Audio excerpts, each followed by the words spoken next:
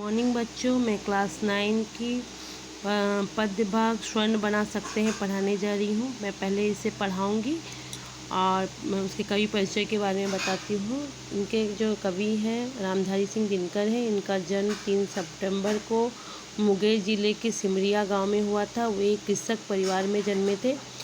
इन्होंने बहुत सारी रचनाएं लिखी। उन्होंने पद्य और गद्य दोनों की रचनाएं की हैं। उनके कुछ प्रमुख रचना कुरुक्षेत्र, रेणुका, हुंकार आदि कई रचनाएं हैं।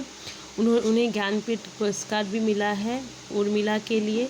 इनके अलावा इनकी जो रचना जो है बहुत सरल है, जिसे आसानी से समझा जा सकता है। स्वर्ण बना सकते हैं ये जो कविता है, इसमें भीष्म पितामह जो है युधिष्ठिर को ज्ञान दे रहे हैं कि ये जो धरती जो है ये क्या है, ये सभी की है, एक जन की ये धरती नहीं है।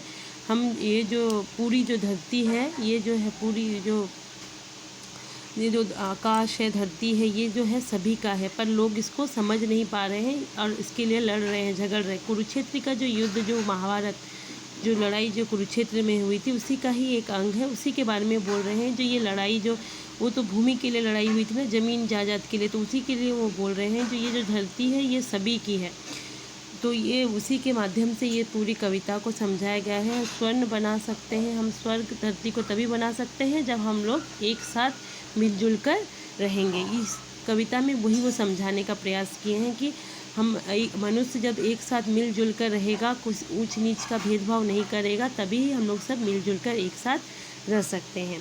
धर्मराज यह भूमि किसी की नहीं, कृति है दासी, है जन्मजात समान परंपरा परस्पर इसके सभी निवासी। बोलने का मतलब है यहाँ पर ये जो जन्मभूमि जो है, जो धरती है, ये किसी एक की नहीं है, ये सभी की है और सभी को एक साथ मिलजुल कर रहना चाहिए। सबको मुक्त आकाश चाहिए, सबको मुक्त समिरन, बाधा रहित विकास, मुक्त आकांक्षाओं से जीवन। बोलने का मतलब ये जो धरती है, ये आकाश है, ये पवन जो है क्या है, ये सभी की है, ये किसी एक जन की नहीं है। भगवान ने ये सभी को एक साथ मिलजुल के दिया है। ये जो पूरी जो दी है आज़ादी, ये सभी को दी है। लेकिन विघ्न अनेक कभी इस पथ पर अड़े हुए हैं, मानवता की राह रोक पर्वत खड़े हुए हैं। बोलने का अर्थ यह है कि ये जो जीवन है, इसमें सुख दुख जो है दोनों ही रहते हैं। कभी कभार तकलीफ़ जो होती है हमारे सामने एक बाधा बनकर खड़ी हो जाती है और उसके बाद जो है वो चली भी जाती है। न्यायोचित सुख सुलभ नहीं, जब तक मानव को चैन यहाँ धरती पर, तब तक शांति कहाँ इस भव को। बोलने का मतलब जब तक सबको उचित न्याय उचित, मतलब का न्याय से उचित सभी को, जब तक सबको न्याय नहीं मिलेगा, मानव में सभी ये नहीं समझेंगे कि धरती सबकी है, तब तक यहाँ पर शांति नहीं है। मानव को सबको, ये बोलने का मतलब यहाँ है कि सबको बराबर न्याय मिला है, पृथ्वी ने सबको बराबर दिया है। तो जब तक ये मनुष्य समझेगा नहीं कि सभी को समान न्याय नहीं मिलेगा, तब तक यहाँ पर शांति नहीं है। जब तक मनुज का यह सुख भाव नहीं सम होगा, समित न होगा कोलाहल, संघर्ष नहीं कम होगा। बोलने का मतलब है कि जब तक मनुष्य के अंदर में ये चिंता नहीं होगी, मतलब अपने सब सुख के में ही सब कोई बोलेंगे मुझे सुख चाहिए, कोई भी नहीं बोलेगा कि मुझे दुख चाहिए। तो तब तक जो है मनुष्य इस तरह से जब तक लड़ता रहेगा, तब तक उनको शांति नहीं मिलेगी। उनके मन में हमेशा संघर्ष ही रहेगा। यदि सब कोई सुख की ओर खोजेंगे, सब सुख खोजेंगे, तो क्या है, मनुष्य को शांति नहीं मिलेगी। उसे भूल वह फंसा परस्पर ही शंका में, भय में लगा हुआ है, केवल अपने और भोग संचय में। बोलने का मतलब मनुष्य जो है क्या है, अपने बारे में ही सोचता है कि ये मेरा है, मैं ही भोग करूँगा, ये किसी को नहीं चाहिए, ये मैं किसी को नहीं दूंगा। इस तरह की जब तक मनुष्य के मन में रहेगा, तब तक हमें शांति नहीं मिलेगी। प्रभु के दिए हुए सुख इतने हैं विकिरण धरती पर, भोग सको तो उन्हें जग में, कहाँ अभी इतने नर। बोलने का मतलब है भगवान ने हमें बहुत सारे सुख दिए हैं, हमें उसको यदि हम लोग मनुष्य पहचान जाए कि ये धरती हमारी है, सब जो चीज़ें हैं सबका है, तो ये जो लड़ाई झगड़ा जो है क्या है, वो कभी भी नहीं होगा।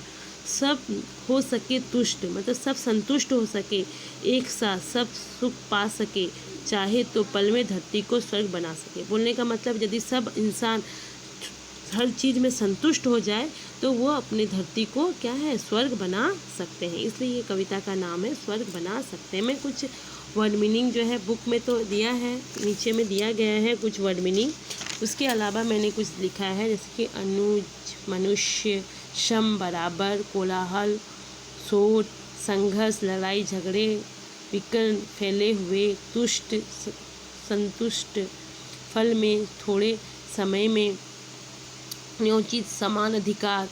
इस तरह से बहुत सारे वर्ड मीनिंग दिए हैं मैंने। इसके अलावा मैं कुछ प्रश्न बोल रही हूँ जो कि इस पाठ पर आधारित है।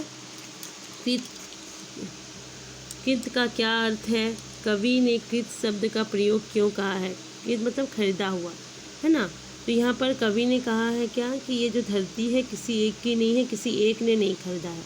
ये जो धरती है सबने खरीदा है। ये भीष्म पितामह किसे कह रहे हैं? जो युधिष्ठिर को कह रहे हैं। इसमें आप हर पंक्ति का जब भी मीनिंग लिखेंगे तो उसमें ये बताएंगे कि ये जो भीष्म पितामह जो है युधिष्ठिर को ये ज्ञान दे रहे हैं, उसी पर आधारित ये जो है कविता दी गई है। सबको किस प्रकार वस्तु की आवश्यकता है? सबको किस तरह की वस्तु की आवश्यकता है?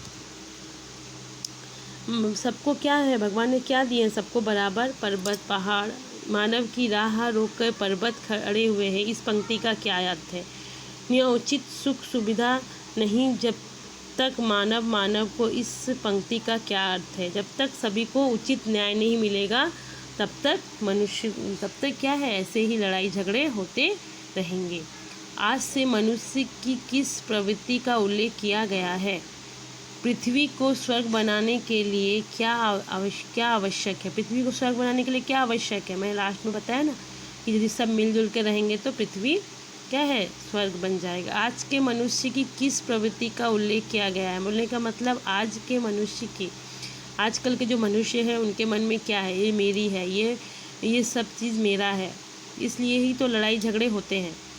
इस कविता में कौन किसको उपदेश दे रहा है तथा कहाँ दे रहा है? भीष्म पितामह किसको दे रहे? युधिष्ठिर को। कुरुक्षेत्र के मैदान में जब उनकी अंतिम समय आ गई थी तब वे दे रहे थे ये उपदेश।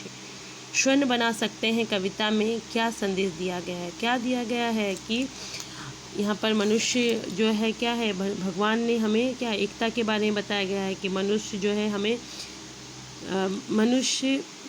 भगवान ने हमें सब कुछ दिया है, लेकिन मनुष्य क्या है, सब क्या सोचता है? ये सब मेरा है, अपनी ही बारे में सोचता है, इसीलिए तो लड़ाई झगड़े होते हैं। यदि मनुष्य सबके बारे में सोचे, सबको बराबर समझे तो ये लड़ाई झगड़ा होगा ही नहीं। इस तरह से ये पंक्ति में बताया गया है। धन्यवाद।